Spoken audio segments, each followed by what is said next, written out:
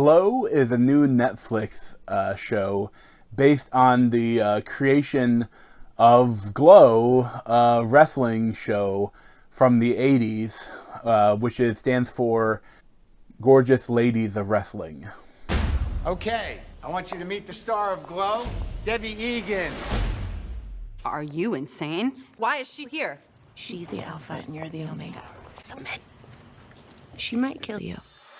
So the main character of the show is Alison Brie as Ruth Wilder, and she's an actress, kind of like a theater geek, and she's having trouble breaking into the industry.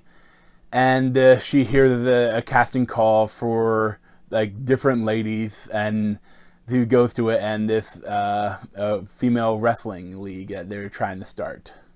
And the director is Mark Mayer, and he kind of plays like a B like horror movies and like sexy things. That he's a director of like really crappy movies, but he's wanting to do something to make his dream film.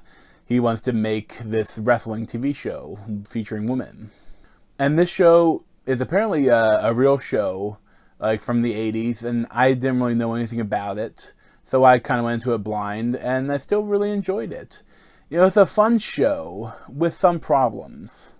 I think the problem mostly come from the choice of having Alison Brie kind of being a bitch, even though most of the show she's not. She's really likable, but she does something horrible to her friend Betty Gilpin.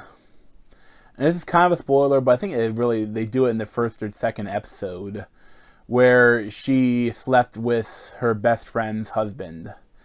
And it's one of the worst things you could do especially to your best friend. And then the rest of the show was trying to like bring them together, but it's kind of odd, like to have them to work together. But then they become like the heel and the star for the wrestling, like the Russian girl and the all-American girl, and that stuff is kind of cool. I think some of it's a little heavy-handed, but like it makes it so that you really don't like Alison Brie.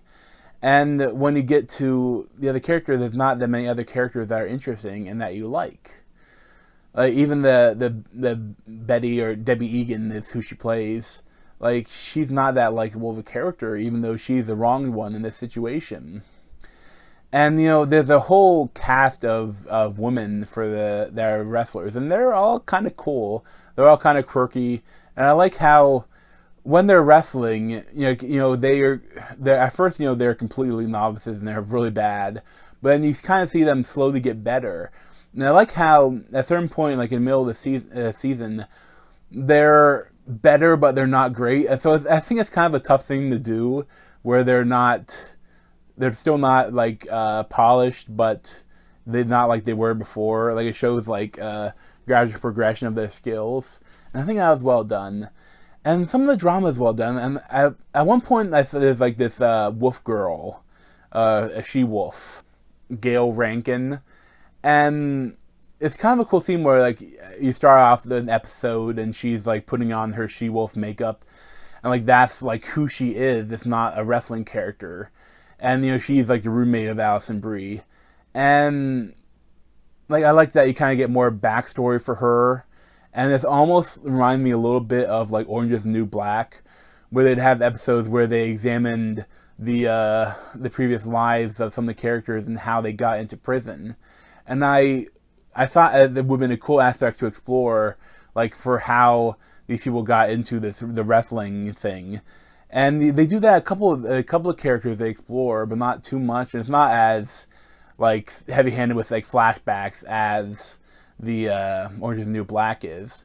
But I think it kind of provides so that if they do a season of this, like they could have more stuff like that where they still examine the other character they didn't really mention their backstory, and it could be interesting.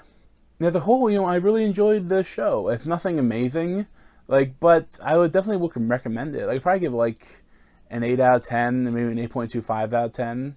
It's a fun little show, about them trying to build this wrestling league. But I will mention that it is a pretty adult at times. Like there is some decent amount of nudity, especially earlier on in the season. Like, not as much later on, but, you know, you should be aware of that and have some adult language. And it's definitely not for kids, but it's a good show. So thanks for watching. You check out my other video playlists around my head.